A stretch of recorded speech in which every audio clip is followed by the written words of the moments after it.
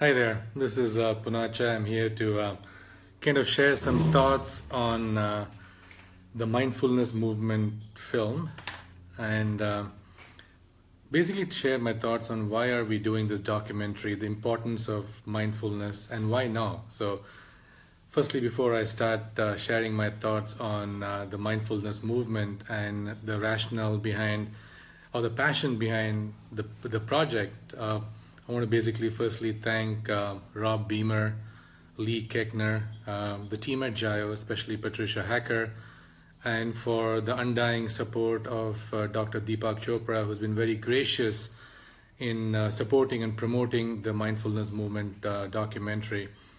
This is a documentary which is basically crowdfunded. We are actually looking at the support of the community to really fund and make this program a reality for us. And so for that, once again, this is an Indiegogo project, so appreciate your support.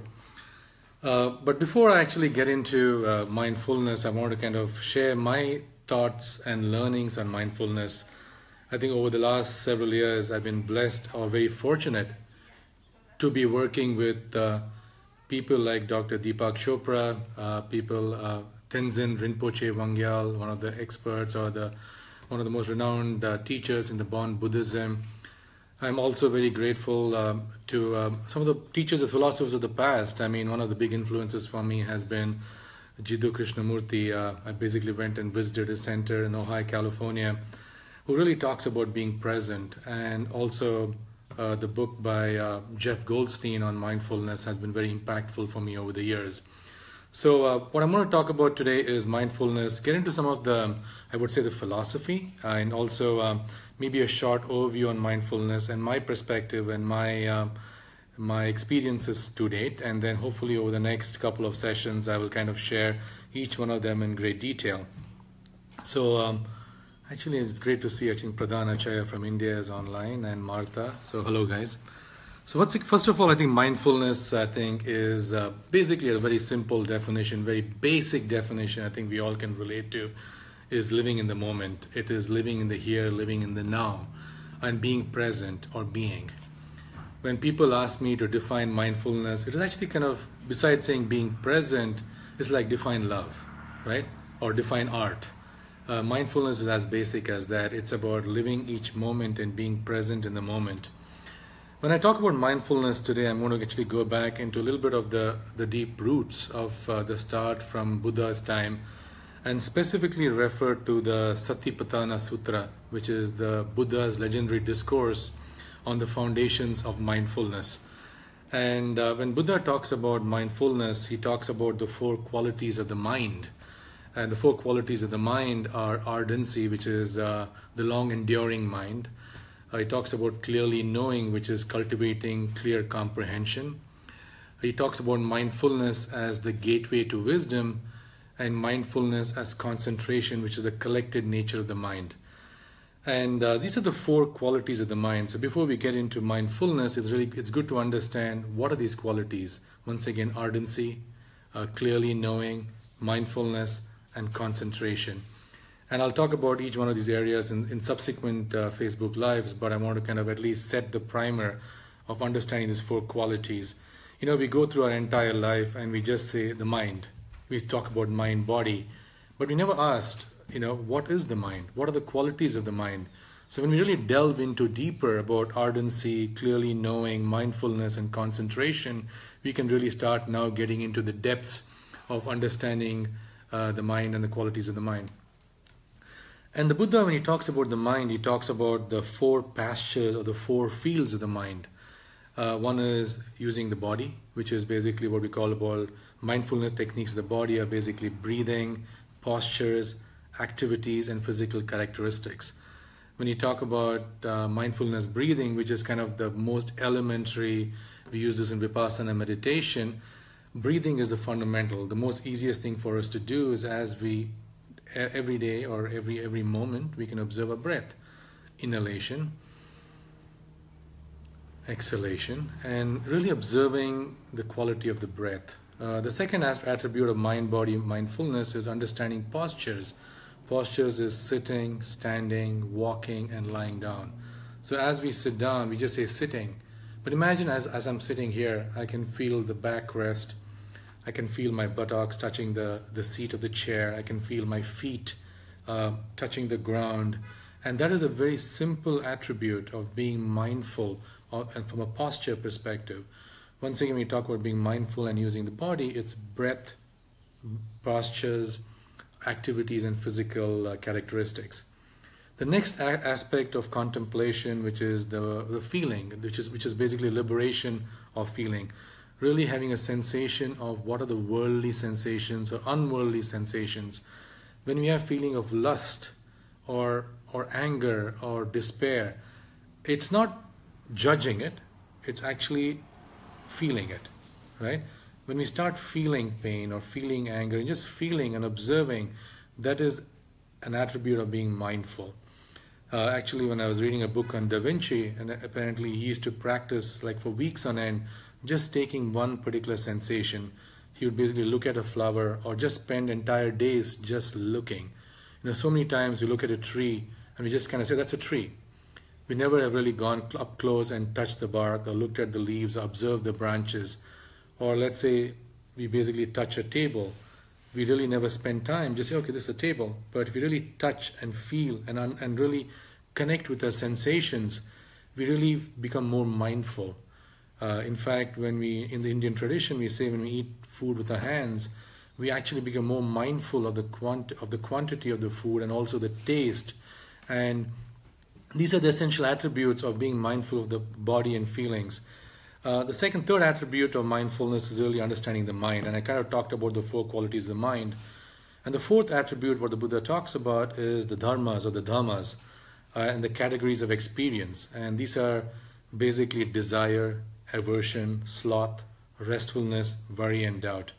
So the goal today is not to go through all of these things, but really understand the 4 fields of establishing mindfulness, which is understanding the body, understanding feelings, understanding the mind, and understanding our dhammas or dharmas. So when going into the next phase of mindfulness is what the Satipatthana Sutra talks about, is really understanding what are some of the contemplation practices which we can all follow. And there are basically 4 practices which over the years I've kind of tried to incorporate into my own practice of mindfulness or meditations or being just aware. The first one is what I call contemplating on our experience, both internally and externally, or both. Internal contemplation is observing my breath, observing how I feel, but external contemplation is also observing somebody standing out there outside my house here who's parking their car and not judging and just observing, because it's easy to observe internally, but when you observe externally, you basically you understand the concept of refrain. And when you do both, it's basically a very connected practice of both internal and external contemplation. The second part of contemplation, which I kind of use, is contemplating the nature of impermanence. This impermanence in Buddhism, in mindfulness, is a very central thought, is that arising and passing away of all our experiences. 2 minutes ago, I started this mindfulness Facebook Live. It's past. As I observe this, I see Julie Beamer and Rob Beamer have joined the conversation. It's past. But observing the arising and the subsiding of each thought, of each experience, is a contemplative practice. So once again, reiterating, the first one is contemplating our experiences, internal and external.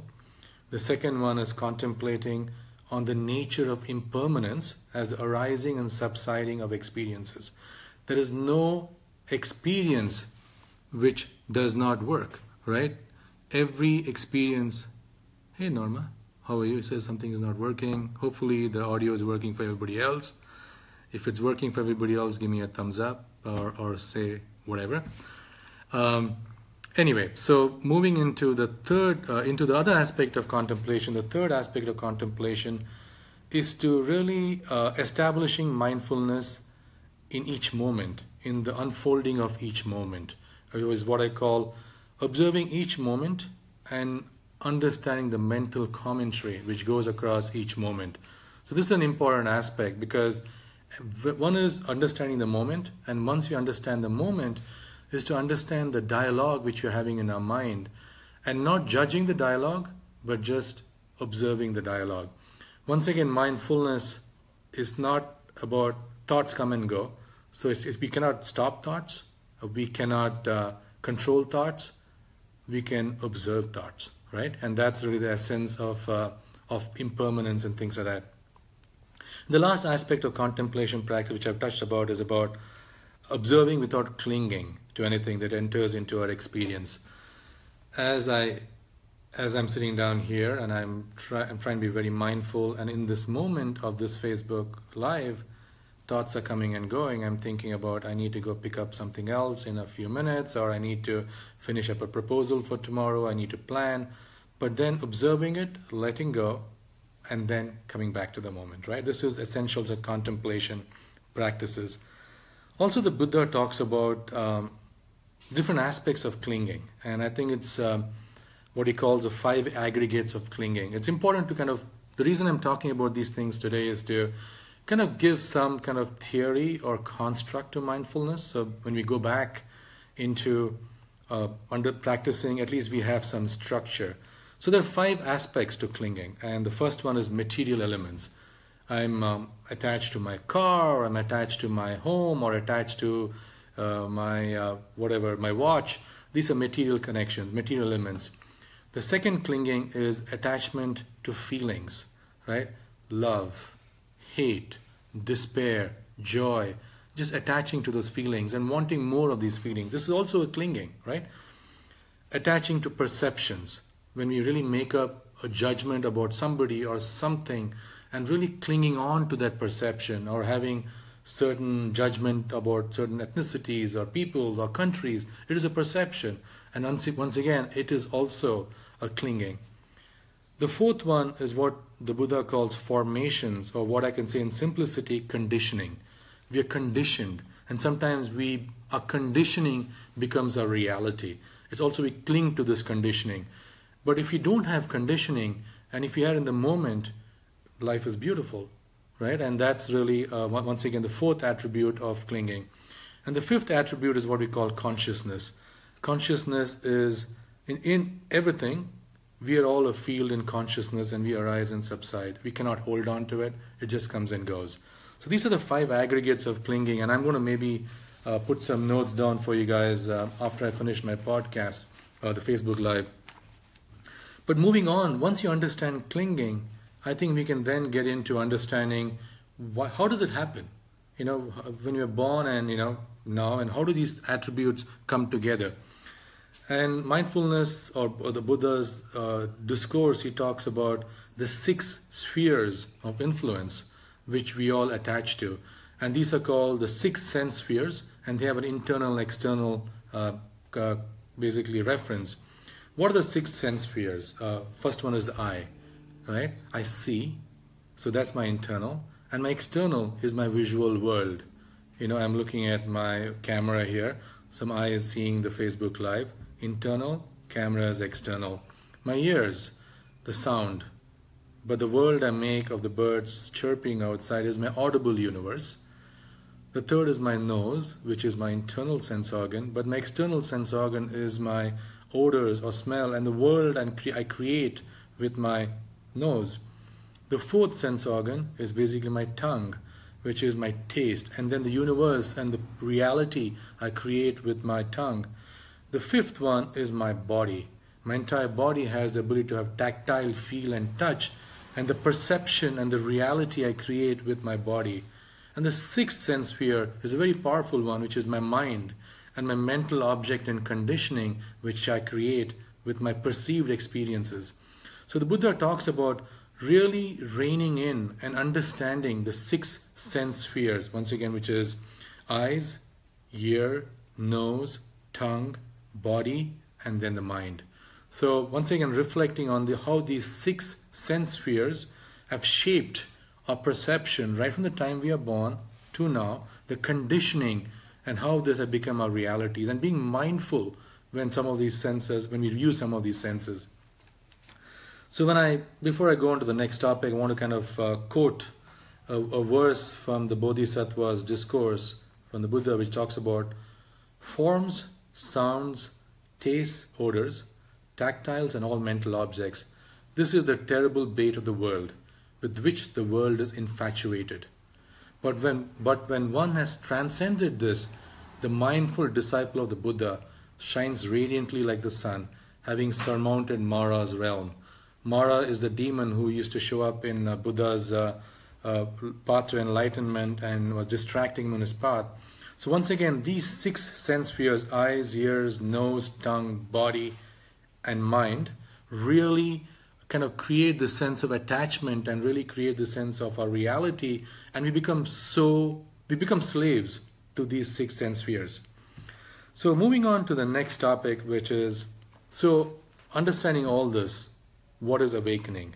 Mindfulness says when we practice mindfulness, or the practice of mindfulness, it opens up the gateway to wisdom, and the gateway of wisdom eventually takes us to nirvana. Nirvana is basically awakening of being enlightened. So the Buddha in the Satipatthana Sutra talks about the 7 factors for awakening. The number 1 factor is mindfulness. This number 2 factor is investigation of dharmas or dhammas. The number 3 factor is what he calls energy. Interesting, and I'm going a little bit more into energy, because energy is actually a Pali word called virya. Virya is also used in Sanskrit, and it is the capacity or the activity and the power to do something, which is basically energy, strength, and courage. So in the path of awakening, energy is a very important aspect which we need to cultivate, and mindfulness practices really help us create the sense of energy within ourselves. The 4th aspect of enlightenment or the path to awakening is rapture. In Pali, the word is called piti.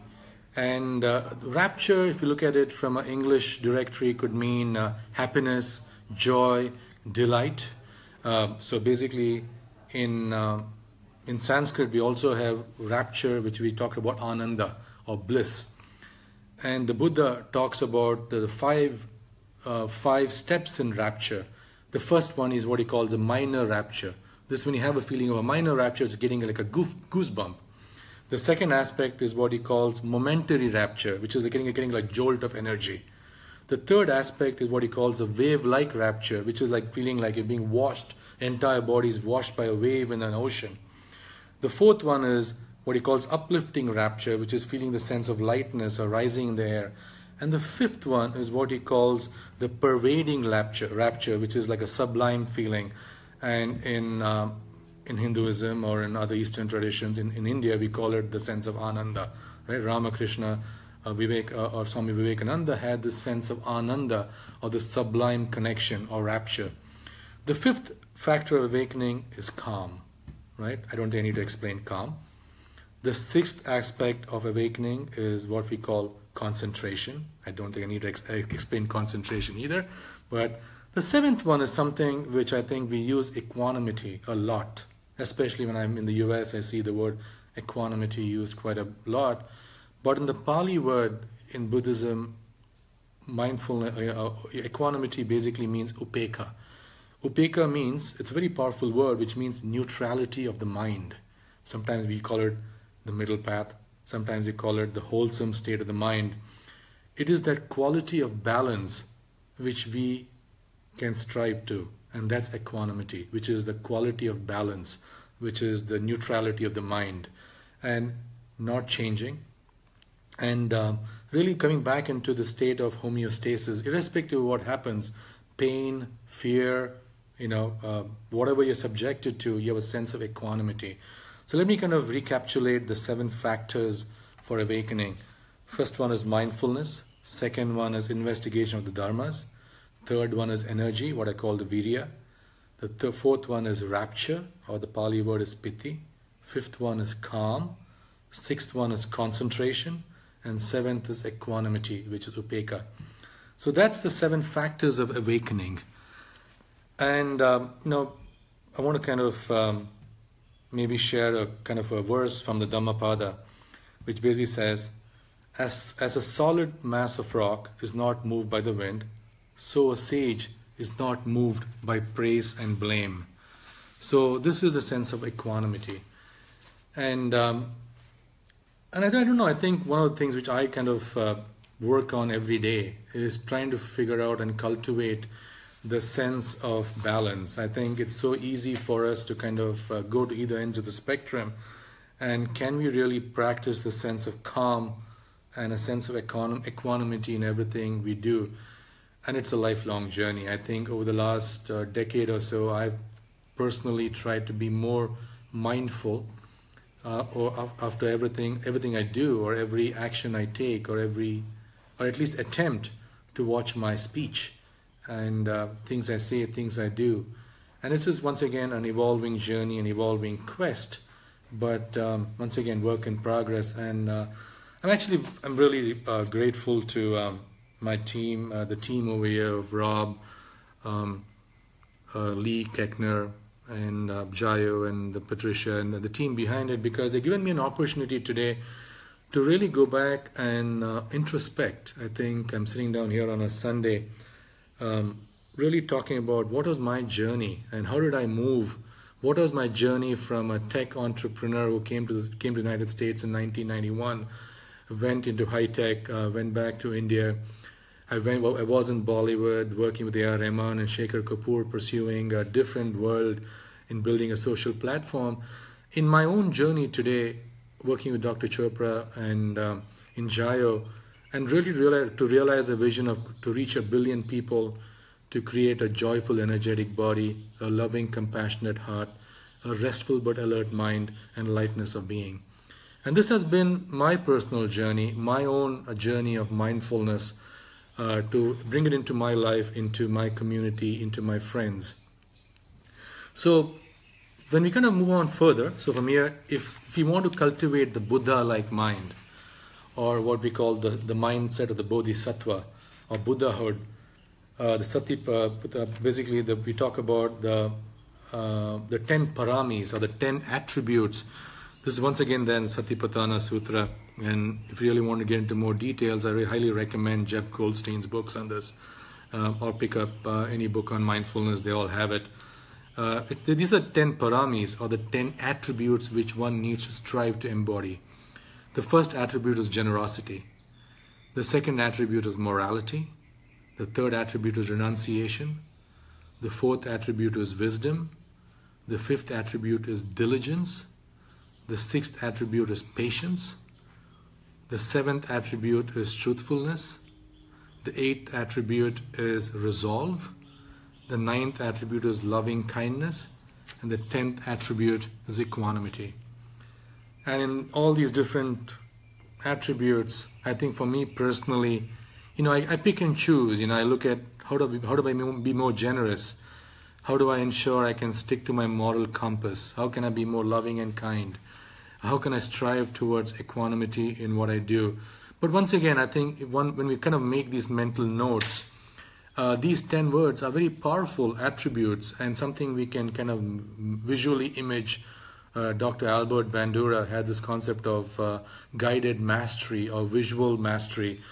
And he basically said using visual cues and words really help us in our journey. It's not about really rattling out these 10 words, but these 10 words are very powerful. So when we say we want to live a Buddha-like mind or a Buddha-like body or practice mindfulness, it really looks at embodying. It's not about practicing or just sitting down and sitting in an Om position or just observing thoughts or just letting thoughts go as they come and go, but it's really about observing these attributes or qualities. Once again, generosity, morality, renunciation, wisdom, diligence, patience, truthfulness, resolve, loving kindness, and equanimity.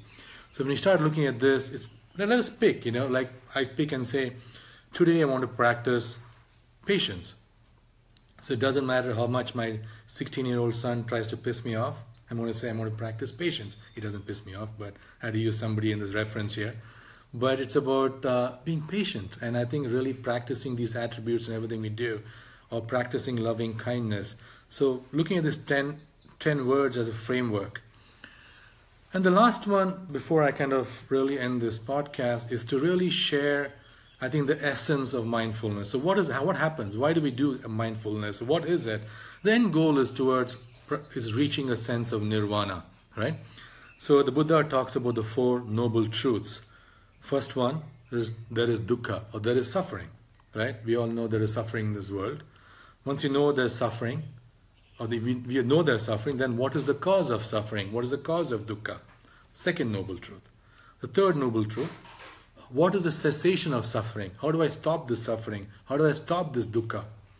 And the fourth one, what is the path leading to the cessation of dukkha or suffering? The four noble truths. Dukkha, that there is suffering. Second one, what is the cause of suffering? Third one, what is the cessation of suffering? And the fourth one, what is the path that will lead us to suffering, to elimination of suffering? And this leads us to the last part, which is the eightfold path of the Buddha. And mindfulness is a path or the gateway of wisdom to enable us in our journey to reach this eightfold path. And the eightfold path is basically, you all probably know about this, but let me kind of reiterate it. First one is right view. Second is right thought, right speech, right action, right livelihood, right effort, right mindfulness, right concentration. Once again, eightfold path is right view, right thought, right speech, right action, right livelihood, right effort, right mindfulness, and right concentration. And once again, this is a lifelong journey. I'm not saying that each one of these things are easy. Obviously, otherwise everybody would have been the Buddha. But the goal of this mindfulness movement is to, one, bring about awareness. I think when we bring about awareness is key to transformation. Right? Once we are aware, then you can make an effort towards transformation. So to sum it all, I want to kind of keep it very, very simple. I started off this Facebook Live saying mindfulness is living in the moment of being present. But then why can't we be present?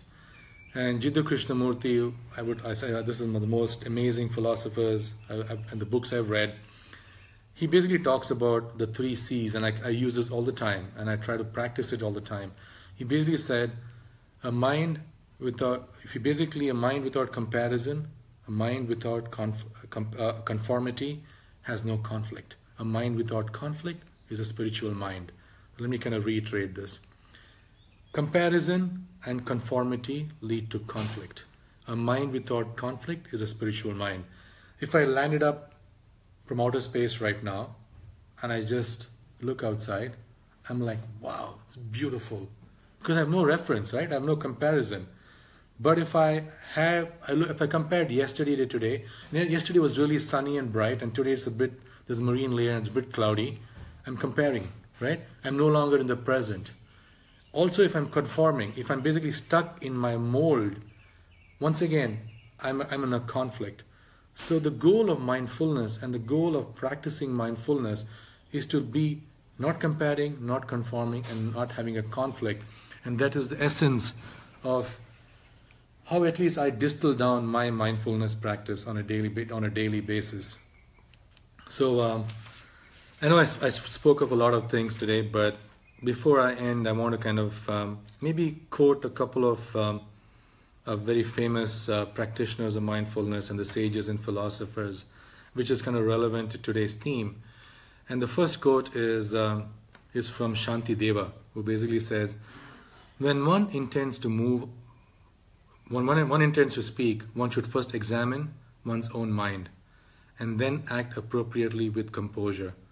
So once again, every time we want to speak, if we actually just stop and we just want to observe, what is my mind? What is the frame of reference? Where is this particular speech coming from? We can actually either catch ourselves, or we can change the course, or we can kind of be more mindful of it. Sometimes we just speak and we have no idea where the thing comes from. So if we speak with feeling and really understanding the basis of every speech, we could actually change the world. And this is what Shanti Deva talks about. The second one is from the very famous monk Pema Chodron. Not causing harm requires staying awake. Not causing harm requires staying awake. Part of being awake is slowing down enough to notice what we say and do. The more we witness our emotional chain reactions and understand how we work, the easier it is to refrain. It becomes a way of life. To stay awake, slow down and notice. Once again, to stay awake, slow down and notice. So this is the reason I am so passionate about the mindfulness project. Once again, would really appreciate if you'll go and support the mindfulness project on Indigo. I'll post the link, and I think mindfulness is the need of the hour. It's about basically transforming our personal well-being, and together, as when we all come together, it's transforming well-being of societies in which we live and serve. So once again, this is Punacha. Thank you, and lots of love from La Jolla, California. Take care.